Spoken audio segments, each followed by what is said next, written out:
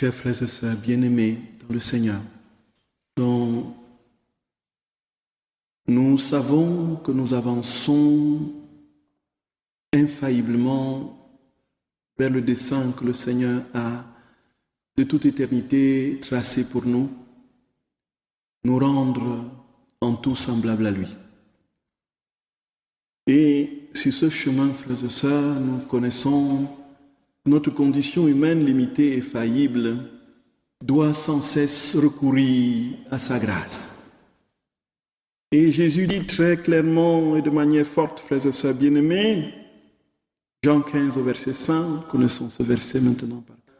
Sans moi, vous ne pouvez rien faire. C'est pourquoi nous avons toujours constamment et de manière sempiternelle besoin de son secours, de son aide. Et c'est pourquoi le Seigneur nous invite à la prière perpétuelle, à la prière continuelle. Et la vie dans la divine volonté, c'est une vie de continuelle prière. Qu'on ne se leurre pas, frères et sœurs bien-aimés. Les discours et les ratiocinations ne nous apporteront pas le grand cadeau de la vie divine. Les réflexions dans tous les sens, la capacité que nous aurons éventuellement de triturer les écrits du livre du ciel, avec une intelligence peut-être encore infiniment plus affinée que d'ordinaire, tout cela nous laissera dans une sécheresse et dans une stérilité, alors tout simplement dramatique. Le Seigneur veut un cœur, il veut un cœur, il veut un cœur, il veut un cœur disposé à l'accueillir pleinement, frères et sœurs bien-aimés, un cœur disposé à se laisser labourer, un cœur disposé à se laisser labourer. Et c'est pourquoi la qualité de notre prière sera fonction, frères et sœurs bien-aimés, de cette disposition intérieure. Non seulement cette disposition intérieure, mais encore une fois, c'est Jésus qui viendra par son secours et par sa grâce, avec le burin de sa vie divine, patiente et progressivement bienveillante, égrener, dégommer, égratigner petit à petit le granit de la volonté humaine. C'est pourquoi la vie dans la divine volonté, frères et sœurs bien-aimés, c'est la vie de prière continuelle. On n'a jamais assez prié. Et on peut commettre l'erreur, justement, comme beaucoup le disent et le pensent, dans la vie dans la divine volonté, on n'a plus besoin de prier, aussi parce que Dieu vivant en nous, il vit sa vie en nous, il suffit tout simplement le matin de prendre une gorgée des actes préalables, et puis immédiatement, nous sommes dans la vie divine, et puis on entre dans une sorte d'extase, c'est pas de quelle nature, et la journée se coule justement en compagnie des anges et des saints. Ça c'est vraiment, frères et sœurs bien-aimés, l'illusion, ça c'est l'illusion. Ce n'est pas parce qu'on s'est levé le matin et qu'on a fait des actes préalables que tout va baigner, et ainsi de suite. Il faut une continuelle attention, une continuelle, ce qu'on appelle la divine attitude, cette grâce que le Seigneur nous donne d'être continuellement en sa présence, c'est pourquoi il parle des actes actuels. Donc chaque moment de la journée, chaque instant, chaque acte, chaque parole, chaque pensée, que c'est lui qui le fasse. Et c'est alors à cette condition, frères et sœurs d'amour, que sa vie se forme en nous de manière progressive et se constitue. C'est pourquoi dans les retraites, frères et sœurs bien-aimés, la prière, on n'a jamais cessé de prier. On ne cessera pas de prier. On n'a jamais beaucoup prié. Et c'est pourquoi, frères et sœurs, nous avons l'habitude dans les retraites qu'il y ait cet enchaînement de prières continuelles qui va justement prendre forme dans l'adoration nocturne. Alors, une liste sera mise à votre disposition. Vous vous inscrirez par créneau horaire, ceux qui le peuvent. Naturellement, vous vérifiez que vous pouvez vous lever à l'heure où vous vous êtes inscrit. Et puis, le Saint-Sacrement sera exposé à la chapelle du château, chapelle de la Sainte Famille, tout à fait, donc toute la nuit. Et donc, pour ceux qui sont dans les environs et sur place, ils peuvent consacrer un temps dans la nuit pour passer pour l'adoration. Ainsi, frères et sœurs bien-aimés, c'est comme ça que nos cœurs peuvent être pétris, peuvent être touchés par la grâce du Seigneur. C'est simplement quand nous le laissons faire. Et comment le laisser faire si nous ne nous ouvrons pas à son soleil divin, si nous ne le contemplons pas dans la magnificence, frères et sœurs bien-aimés, de sa présence, comme jamais il n'est présent ailleurs, en son corps, son sang, son âme et sa divinité dans la Sainte Eucharistie. C'est là seulement que nous avons les arts, les prémices de la vie divine qui se formera lorsque nous serons nous-mêmes devenus des hosties vivantes et les hosties sacramentelles viendront en complément pour produire et multiplier les vies divines à travers les âges et les générations de l'histoire humaine. Frères et sœurs bien-aimés, je nous encourage à nous inscrire pour l'adoration. Si ce n'est pas jusqu'au matin, ce n'est pas grave, mais l'idéal serait que ce soit jusqu'au matin. Pour que ce sont ces prières-là qui nous soutiennent, qui nous portent et labourent nos âmes. Frères et sœurs bien-aimés, donc c'est la première fois que nous sommes dans ce lieu pour une retraite spirituelle, sauf que une bonne majorité d'entre vous connaissent déjà un tout petit peu, ou peut-être même plus profondément et de manière poussée et avancée depuis quelques années, ce que c'est que la divine volonté. Donc, ce qui est pour nous aujourd'hui important de souligner, frères et sœurs, c'est que nous irons au fur et à mesure, dans différents lieux. On a pris le parti maintenant de progresser par thème.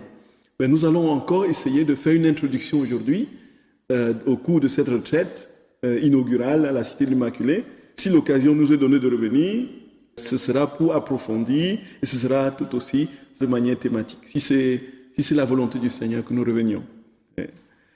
Alors, on va encore parler un peu des éléments, des choses que vous connaissez et insister sur bien de choses qui peuvent paraître floues dans notre esprit. La première chose, frères et sœurs bien-aimés, c'est que le Seigneur parle du royaume de la divine volonté qui va venir. Et ça, c'est quelque chose qu'il faudrait vraiment éclaircir. Nous croyons et nous confessons dans le credo qu'il reviendra, que notre Seigneur reviendra juger les vivants et les morts et que son règne n'aura pas de fin. Nous professons, et le catéchisme de l'Église catholique et tout le credo et du symbole des apôtres de Nicée-Constantinople le disent, nous croyons au retour glorieux de Jésus. Jésus viendra dans sa gloire. Il viendra dans sa gloire pour mettre fin à l'histoire humaine,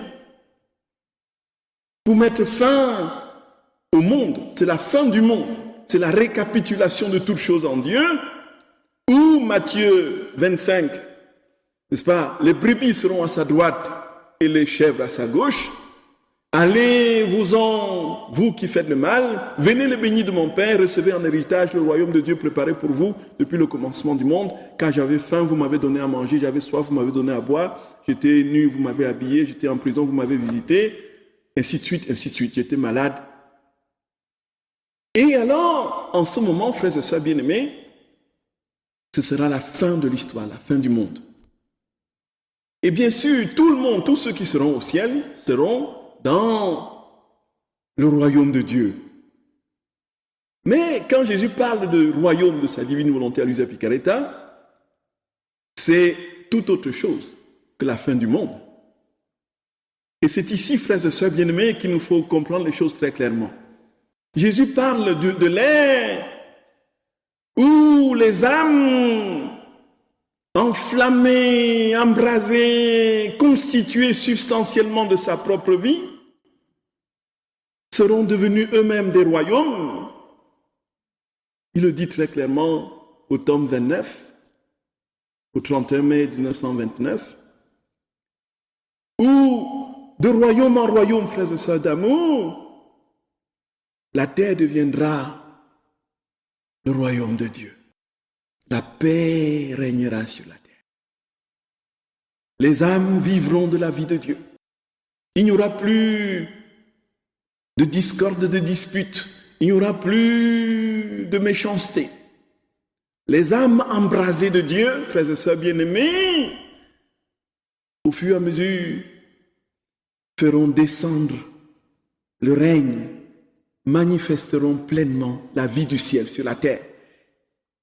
Et c'est pourquoi Jésus a enseigné de notre Père, il le dit lui-même, frères et sœurs d'amour, à ses disciples. Que ton règne vienne, que ta volonté soit faite sur la terre comme au ciel. Que ton règne vienne, que ta volonté soit faite sur la terre comme au ciel. Le ciel, frères et sœurs bien-aimés, le ciel c'est quoi? Le ciel c'est quoi? C'est la vie de plénitude de Dieu. C'est la vie de Dieu dans ce qu'il le constitue substantiellement comme étant être d'amour, dans tous ses attributs de bonté, d'humilité, de tendresse, de bienveillance, d'amour torrentiel pour les créatures qu'il a forgées à son image et à sa ressemblance. C'est ça le ciel, c'est la vie de Dieu, c'est la vie éternelle. Et même lorsqu'on va dans l'Écriture, frères et sœurs bien-aimés, on a ceci de particulier que le ciel, dans les descriptions qui sont faites, ce n'est pas un lieu ou un espace dans lequel, puisque en Dieu il n'y a pas d'espace, il n'y a plus d'espace, il n'y a plus de temps, il est dans son éternité. Et lorsque nous entrons au ciel, frères et sœurs d'amour, cela ne veut pas dire que nous quittons un espace, l'espace de la terre, pour entrer comme une fusée projetée par la mort dans l'espace de Dieu, dans le ciel. Nous entrons, frères et sœurs, dans la vie de Dieu. Et qui est Dieu? Où est Dieu, frères et sœurs d'amour? Où est Dieu? Voilà. Dieu, il contient toutes choses. Il est celui qui porte tout. Il est celui, comme dit saint Paul, tout est pour lui, tout est en lui. Il est celui qui porte toutes les réalités. Donc il est là où l'âme l'accueille. Il y a une histoire que le père Nicolas Butet raconte d'un de ses confesseurs. Il était servant de messe. En fait, son père spirituel de Nicolas Butet était servant de messe. Il raconte à Nicolas Butet ce qui s'était passé quand il était servant de messe. En fait, il y avait son prêtre, son curé à lui, le curé qui célébrait la messe. C'était la messe ancienne dans le temps. Et puis, une fois qu'il avait consacré le pain, il lève l'hostie dont hoc est enim corpus meum. Alors, il lève le corps du Christ et puis il redépose. Il s'agenouille. Alors, il se relève et puis il consacre le vin avec des paroles et puis il redépose. Et quand il se relève de la génuflexion, il ne trouve plus l'hostie sur la patène. Alors il se met à paniquer. Il dit, où est le bon Dieu? Où est-il le bon Dieu? Où est-il le bon Dieu? Et puis, le fils, le servant de messe, lui qui avait bien appris son catéchisme, on lui avait dit, Dieu est au ciel, sur la terre et en tout lieu. Il dit, au ciel, sur la terre et en tout lieu. Il dit, non, pas celui-là, l'autre.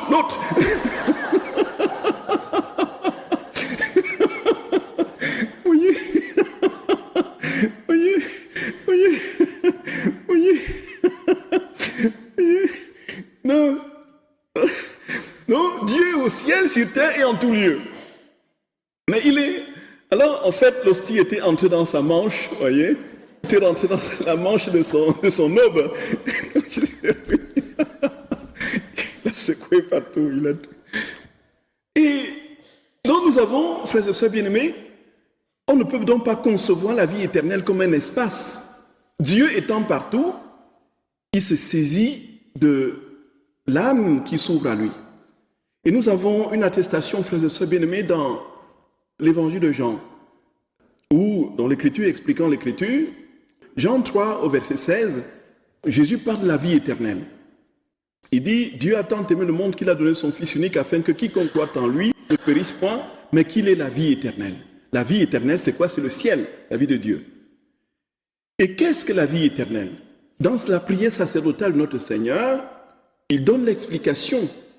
C'est Jean au chapitre 17 du verset 3, où il dit, il prie son Père, il dit, la vie éternelle, c'est qu'ils te connaissent, toi le seul vrai Dieu, et celui que tu as. Donc, en fait, la vie éternelle, ce n'est pas qu'il meure et qu'il vienne à moi. La vie éternelle, ce n'est pas qu'il quitte la terre pour venir au ciel. C'est nous, dans nos représentations anthropomorphiques, avec la difficulté que nous avons de nous dégager des catégories spatio-temporelles, qui nous projettent justement dans un langage qui nous donne de penser, effectivement, qu'il y a un espace. Mais le ciel est là, mes très chers bien-aimés. Et à l'autel, pendant la messe, c'est tout le ciel qui est là. Les saints sont là, les anges sont là, la très sainte mère est là, Saint Padre Pio est là, vous voyez. Tous les saints sont là. Et les milliards d'êtres célestes sont là. Ils sont là dans l'espace liturgique. Et quand nous allons mourir, frères et sœurs bien-aimés, ce sera qu'une formalité. Ce sera justement tout simplement la cédule du corps qui va nous donner la perception claire, nette et la vie pleine de ce que nous appelons le monde à venir. Et alors, frères et sœurs bien-aimés, la vie dans la divine volonté, le Seigneur dit que c'est la vie du ciel sur la terre. Il faut dire, frères et sœurs bien-aimés, et ça c'est quelque chose qu'il faut mettre au clair, il y a dans une interprétation du texte de l'Apocalypse au chapitre 20, lorsqu'il est dit que le diable a été enchaîné pendant 1000 ans et qu'il y avait la paix sur la terre, qu'il y avait un ensemble de... Il faut bien sûr éviter d'entrer dans une sorte de calcul dans la Bible. Le Seigneur dit que nul ne connaît ni le jour ni l'heure, et de toutes les façons, il a toujours opéré bien sûr, en avertissant, mais les précisions de date n'ont jamais été ce que le Seigneur a voulu, frères et sœurs bien-aimés. Et nous sommes ici au cœur d'un mystère qui va progressivement amener des personnes à déraper, d'aller dans tous les sens, parce qu'ils veulent établir des calculs comme certaines sectes. Ceci, le Seigneur dit très clairement, qui va établir son règne. Il dit à Luisa Picaretta à peu près quand et comment, voilà, ça va s'établir. Mais il ne donne pas de date précise. Il a dit que le 12 janvier 2052, ou je ne sais pas, il y aura tel événement qui va provoquer telle chose et nous serons. Voyez. Donc, et puis l'idée de penser, de prendre à la lettre l'écriture sans une interprétation adéquate, peut donner à penser que lorsque cette ère de la vie dans la divine volonté va se dérouler en 1000 ans. C'est pas, Jésus n'a jamais dit ça. Et 1000 ans, dans la Bible, c'est un temps symbolique qui peut signifier une période longue, qui accomplit, n'est-ce pas, le projet de Dieu pour un temps. Voyez. Et allez-y faire des calculs, et beaucoup s'y sont essayés et se sont cassés le nez. Donc, frères et sœurs d'amour, quand Jésus parle du royaume de sa divine volonté, c'est en lien avec tout ce que nous avons jusqu'ici entendu, des prophéties, déjà des écrits de Jean-Paul II. Il parlait d'une Pentecôte d'amour, de Marthe Robin qui a parlé d'une Pentecôte d'amour, de beaucoup d'autres saints qui ont parlé de cette ère où nous serions entièrement submergés, immergés dans l'amour de Dieu, et où nous sentirons Dieu couler dans nos membres, dans nos cœurs, où nous serions véritablement les manifestations de la présence de Jésus, de petit Jésus au cœur de ce monde. Et certains, on peut dire, ils n'ont pas forcément tort, mais beaucoup ont voulu, quand il y a eu ce grand mouvement de Pentecôte dans l'Église dans les années 67 avec le renouveau charismatique, ils ont pensé que c'était justement la nouvelle Pentecôte qui a été prédite. Voyez, le renouveau charismatique est venu avec ses grâces nombreuses, innombrables, où on a compris qu'on pouvait désormais avoir une relation particulière et personnelle avec le Saint-Esprit, la troisième personne de la Trinité. Et le temps a passé, mais les âmes se sont encroûtées dans les passions. La vie du Saint-Esprit trace maintenant douloureusement et de manière assez laborieuse son sillon dans les âmes? Où est la vie pneumatophorique dont les pères orientaux ont parlé et qui constituerait justement la Pentecôte définitive où les âmes seraient les réverbérations véritables du Dieu trois fois saint? On est encore en train de l'attendre. Il s'ensuit, frères et sœurs bien-aimés, qu'en dépit de toutes les grâces que le Seigneur a octroyées par ce mouvement, nous sommes encore en train d'attendre le jour où l'homme sera le miroir de Dieu. Et ça ne peut donc pas être ces moments, même si on peut dire que ce sont des préparations. Le moment véritable, c'est ce que Jésus décrit de manière précise. La Pentecôte nouvelle, définitive d'une humanité renouvelée, c'est la vie dans la divine volonté. Voyez, frères et sœurs d'amour, est-ce que nous serons encore là pour voir? Peu importe. L'essentiel, c'est que les actes, nous commençons déjà ce règne aujourd'hui, du moment où nous demandons le cadeau de sa vie divine. Et lorsque ce cadeau nous est donné, frères et sœurs d'amour, la vie divine pleine dans tout ce qu'il est, comme au ciel, nous envahit, nous saisit. Et alors, à partir de ce qu'il vit en nous, nous pouvons, nous aussi désormais, frères et sœurs d'amour, distiller la vie de Dieu. Et donc, cette erreur qui a consisté à penser qu'il y aurait un règne de 1000 ans et que Jésus descendrait vivre au milieu des hommes pendant 1000 ans, c'est ce qu'on a appelé le millénarisme qui a été condamné par l'Église. Voyez. Donc, que cela soit bien clair. Mais tout ce que nous disons, on l'a, frères et sœurs bien-aimés, dans l'Écriture. Le Seigneur l'annonce. Il demande que l'on prie que son règne vienne. Et puis on a chez les pères de l'Église, chez saint Irénée de Lyon, au IIe siècle, dans le combat qu'il menait contre les hérésies, il dit très clairement, la difficulté de saint Irénée vient de ce qu'il a voulu, d'une manière assez précise, déterminer les moments de la réalisation du règne. Il est parti donc de l'analogie de la création, des 6 jours de la création, et il a affecté à chaque jour, selon un verset de la Bible, 1000 ans sont à tes yeux comme un jour comme 1000 ans. Alors il a dit, puisqu'il y a eu 6 jours de la création, il y aura donc 6000 ans pour que Dieu revienne, pour qu'il établisse son royaume. Voyez un peu. Bon, il n'était pas loin de la vérité, sauf qu'il a mathématiquement, fortement, si bien calculé son histoire, en disant que Dieu se reposera au 7e millénaire. Donc il comptait avec la logique, justement, d'une mathématique, d'une arithmétique au sens littéral du terme.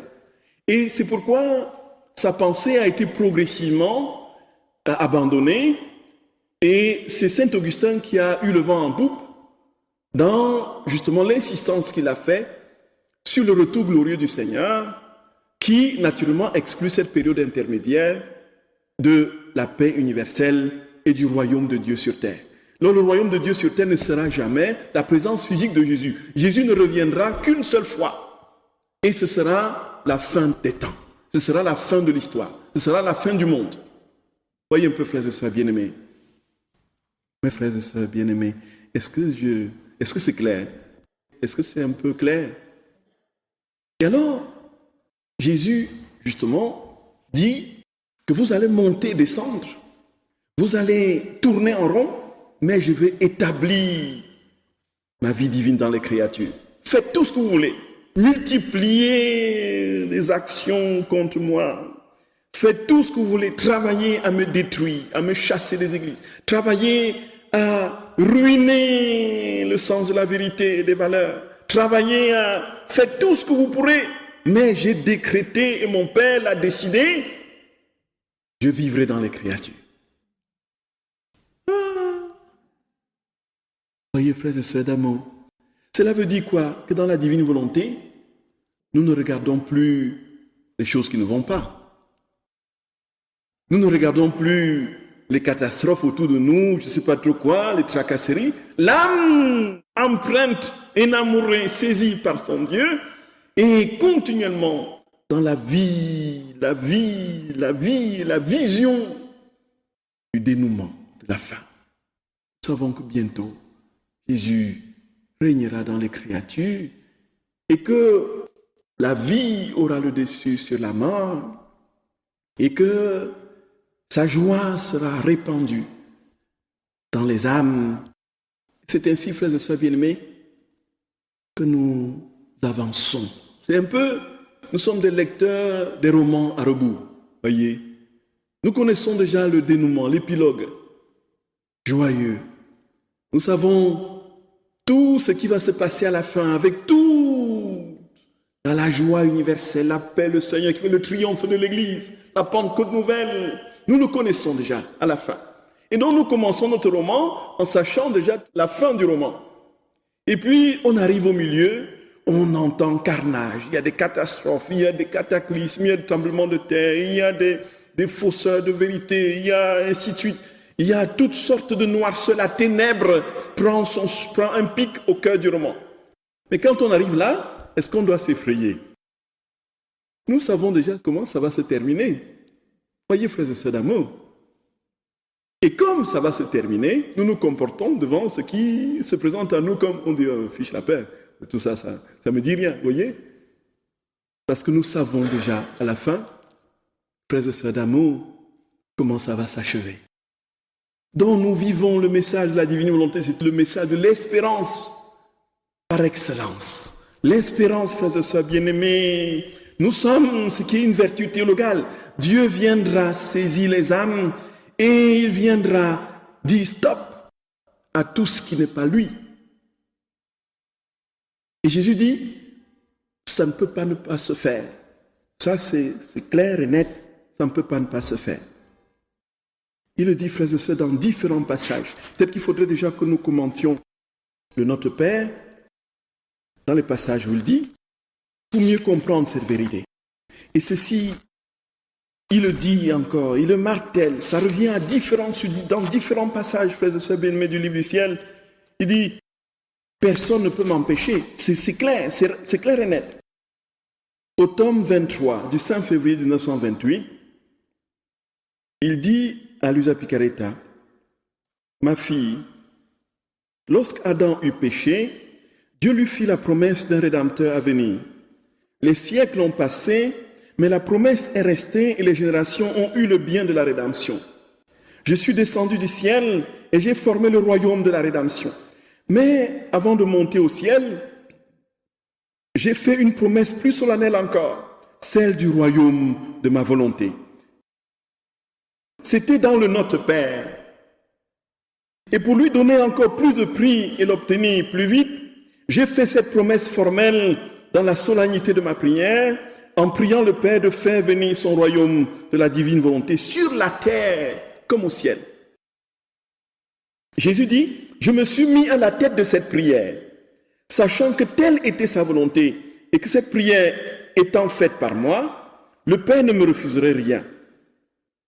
Plus encore, je priais avec sa propre volonté pour demander quelque chose que mon propre Père voulait.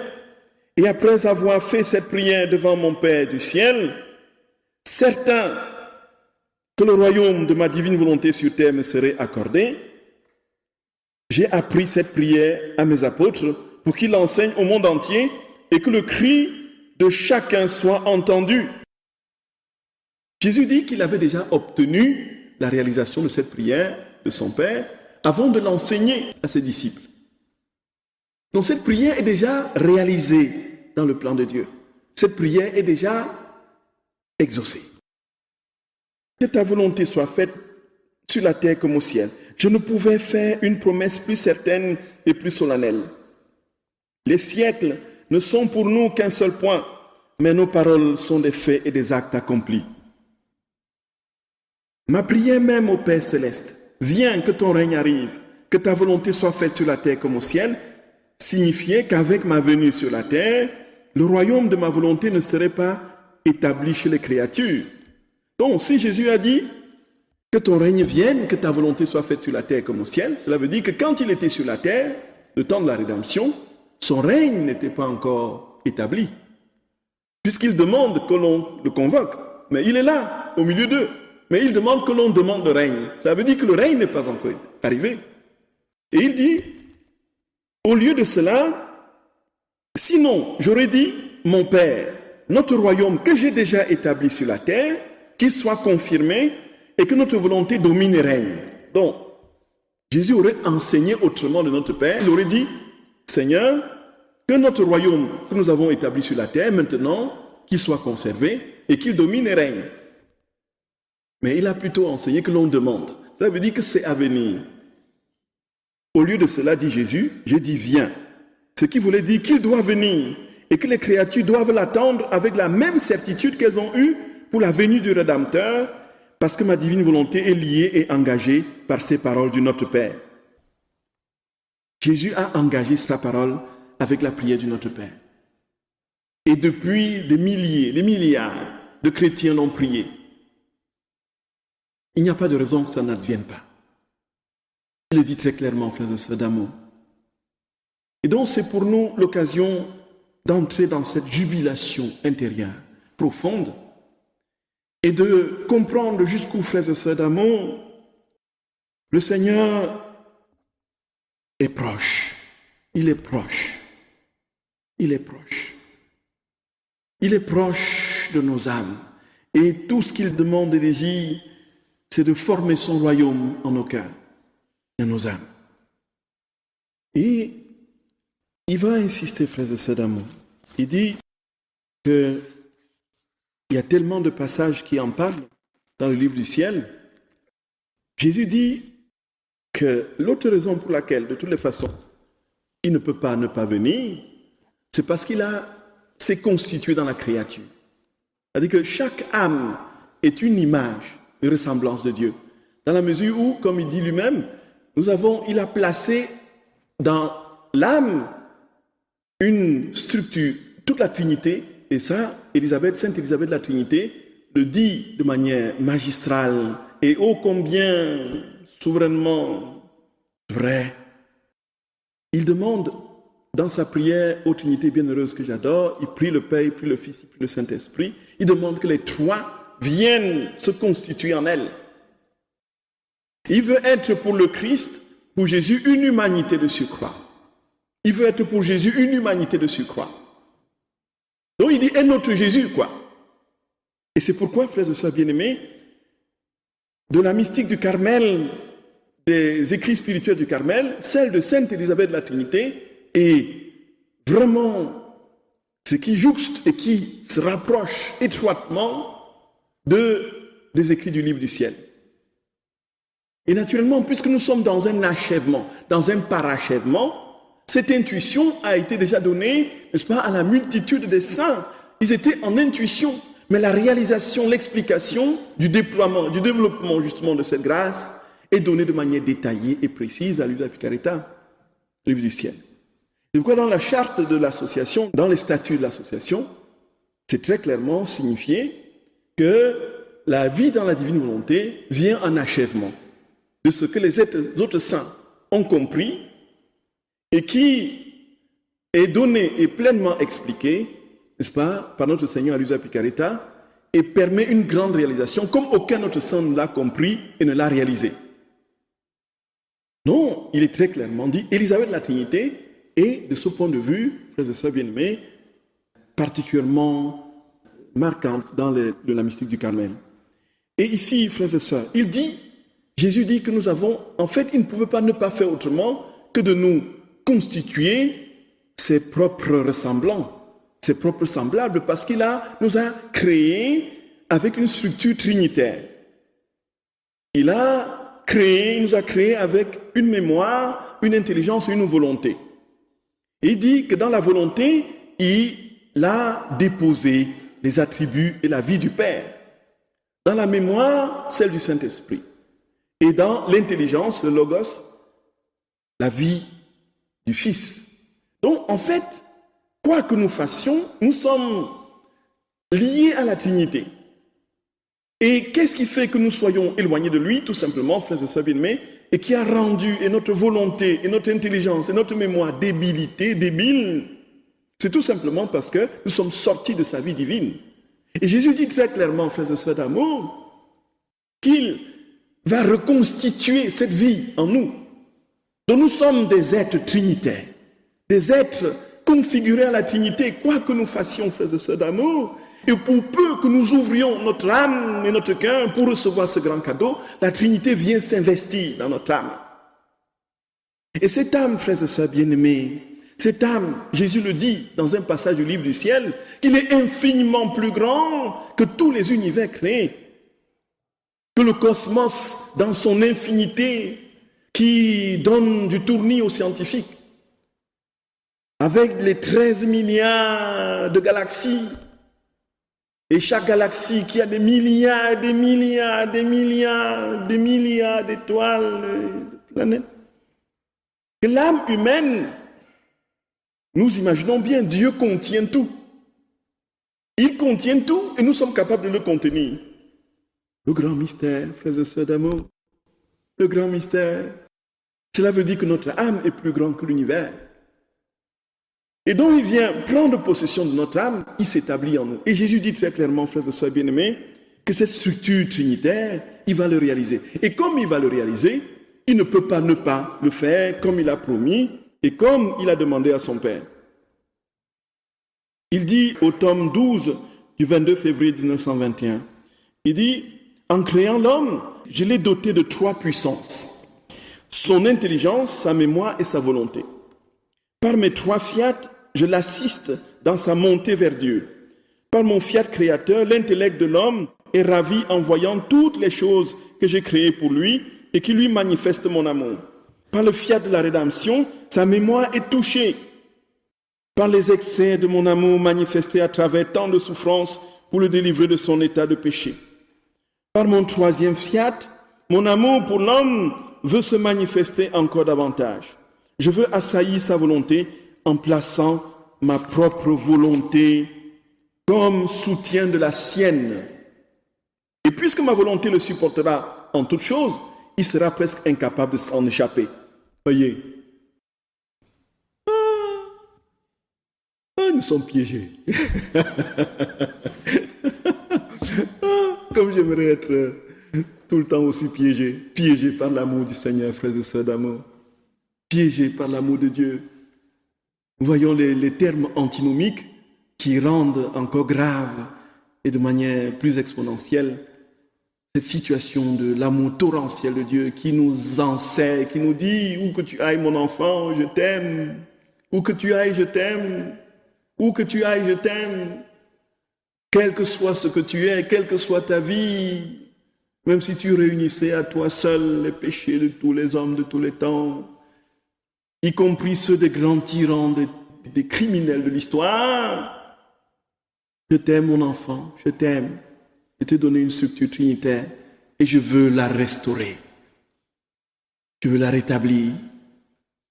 Je veux te redonner ta clarté, ta brillance primordiale. Je veux te faire vivre. Même si tu es en état, comme il dit à Sainte Faustine, de décomposition comme un cadavre. Je veux te faire vivre, mon enfant. Frères et sœurs d'amour, nous mesurons. C'est inouï. Et Jésus dit, il ajoute, les générations, écoutons, frères et sœurs bien-aimés, les générations ne prendront pas fin avant que ma volonté n'ait régné sur toute la terre. Les générations ne prendront pas fin. Quand les générations prendront fin, ce sera quoi? Fin du monde. Jésus dit que ça ne prendra pas fin avant que sa volonté n'ait régné sur toute la terre. Est-ce que nous serons là pour le voir? Dieu seul le sait. Je ne sais pas quand. Un jour sont comme 1000 ans.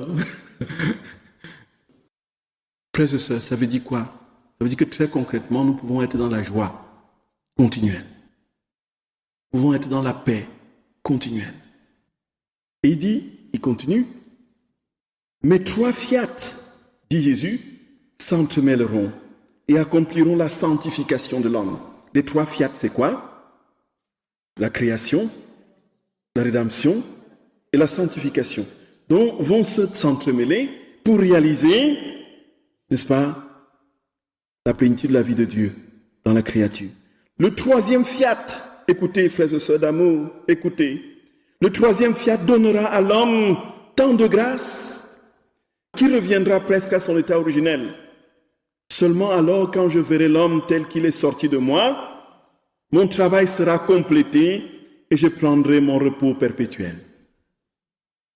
Jésus ne pourra se reposer que lorsqu'il aura vu toutes les créatures semblables à lui, dans leur état originel. Gloria, Gloria, béni sois-tu Seigneur. Frères et sœurs bien-aimés, c'est source d'une joie profonde de savoir que malgré nos chutes et nos rechutes, que si nous ouvrons notre cœur et que nous avons manifesté cette intention, Jésus se saisit de nous et nous donne sa vie déjà aujourd'hui, ici et maintenant. Et dit, il ne pourra se reposer que lorsqu'il aura vu l'homme être en tout semblable à lui. C'est la vie de ma volonté que l'homme sera restauré dans son état originel. Sois attentive et aide-moi à compléter la sanctification de la créature. Jésus dit, frères et sœurs d'amour. Ça n'a pas de nom. Et il dit que ceux qui seront dans sa volonté constitueront justement sa présence au cœur de ce monde et qui le manifesteront aux autres. Ce seront des fils véritables, des fils légitimes. Le désir, c'est que tous les hommes de tous les temps, quels qu'ils soient, vivent de cette vie divine. Et par les desseins que seul il connaît, frères et sœurs d'amour, et là n'est pas notre préoccupation, il touchera un nombre conséquent et considérable de personnes du fait de cette vie que nous posons dans la divine volonté, que nous vivons dans la divine volonté. Lorsque nous vivons dans la divine volonté, que nous posons un acte dans la divine volonté, qu'est-ce qui se passe, frères et sœurs d'amour? Qu'est-ce qui sort de nos actes? C'est la vie même de Dieu. C'est Dieu même qui sort. Et comme c'est Dieu qui sort et qu'il est infini et éternel, il se répand dans les âges des générations. Et Jésus dit, par conséquent, ils seront très reconnaissables comme nos enfants légitimes de notre volonté. Et notre volonté veillera à ce qu'ils conservent leur noblesse, leur pureté, leur fraîcheur, ainsi que tout l'amour de celui qui les a créés. En tant que nos enfants, qui auront toujours été dans notre volonté et n'auront jamais donné vie à leur propre volonté, ils seront comme s'ils étaient les premiers à avoir été créés par nous, nous donnant la gloire et les honneurs correspondant aux fins pour lesquelles toutes ont été créées. Voilà pourquoi le monde ne peut pas prendre fin maintenant. Voilà ce que Jésus dit. Voilà pourquoi le monde ne peut pas prendre fin maintenant.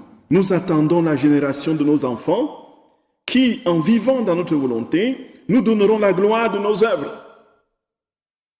Le monde ne peut pas prendre fin tant que la gloire parfaite n'est pas retournée à Dieu de tout ce qu'il a créé, de tout ce qu'il a fait, dans sa création, dans la rédemption et dans la sanctification. Il ne peut pas revenir tant qu'il n'y a pas cette harmonie entre le ciel et la terre. C'est ce qu'il dit. Voyez un peu.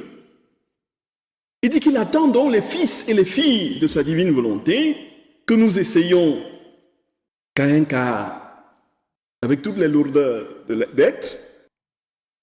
Il attend que nous lui donnions. Et c'est ça justement qui nous introduira dans les rondes et dans les prières, tous les actes dans la divine volonté. Ce sont ces actes qui enchaînent le ciel et la terre d'amour, les chaînes d'amour qui se constituent, puisque la créature a une obligation d'action de grâce, d'adoration et de louange à son Créateur. Alors, il dit, nous attendons la génération de nos enfants qui, en vivant dans notre volonté, nous donneront la gloire de nos œuvres. Ces personnes n'auront que notre volonté comme vie. Il leur sera tout naturel d'accomplir la divine volonté spontanément, sans effort, tout comme sont naturels les battements du cœur, la respiration, la circulation du sang. Et ne regardons pas cela comme une loi à observer. Les lois étant pour les rebelles, mais comme étant leur vie, un honneur, le commencement et la fin. Puisses-tu, ma fille, n'avoir au cœur que ma volonté, ne te tenir concernée par rien d'autre, afin que ton Jésus réalise en toi le but de toute la création. Frères et sœurs d'amour, quand nous serons ainsi dans cette vie pleinement divine, Jésus dit que tout sera facile dans l'ordre des vertus. Aujourd'hui, pour poser un acte vertueux, c'est tellement compliqué. Vous êtes d'accord avec moi? À moins que vous soyez déjà dans la plénitude de la divine volonté. Et moi qui suis, et ça je raconte pour que le Seigneur m'aide, moi qui suis dans une grâce particulière d'être prêtre avec ce que ça peut comporter comme devoir que le Seigneur me donne pour les âmes, ce n'est pas avec voilà, en chantant et en dansant que je m'avance vers le devoir de mon état de prêtre, voyez? Et Saint Paul l'exprime magnifiquement dans l'Épître aux Romains, au chapitre 7. Le bien que je veux faire, je ne le fais pas. Le mal que je ne veux pas faire, je le fais. Mais qui me délivrera de ce corps qui me voue à la mort? Saint Paul, frères et sœurs bien-aimés, Saint Paul, qui est-il? C'est celui qui a dit, qui a vu Jésus sur la route de Damas. Et c'est celui qui a dit, Galates au chapitre 2 du verset 20, ce n'est plus moi qui vis, c'est le Christ qui vit en moi. Il est capable de dire, il y a une loi dans mes jambes qui me tire vers le bas. Et le bien que je veux faire, je ne le fais pas. Le mal que je ne veux pas faire, je le fais. Qui me délivrera de ce corps qui me voue à la mort? Nous avons comme des chaînes aux pieds quand il s'agit d'aller faire le bien. Et quand nous posons un acte vertueux, il faudrait encore qu'on vienne le souiller par tout ce qui est autour, vous voyez? On pose quelque chose de bon, et puis après on dit, bon, vous voyez, j'ai fait ça. Vous voyez, c'est moi qui ai fait ça. Vous voyez, c'est moi qui ai fait ça. Vous voyez, c'est moi qui ai fait ça. Alors on détruit, on saborde. Alors de manière tout simplement malheureuse, l'acte vertueux que nous venons de poser. Jésus dit que les fils et les filles de la divine volonté, tout sera léger, tout sera facile.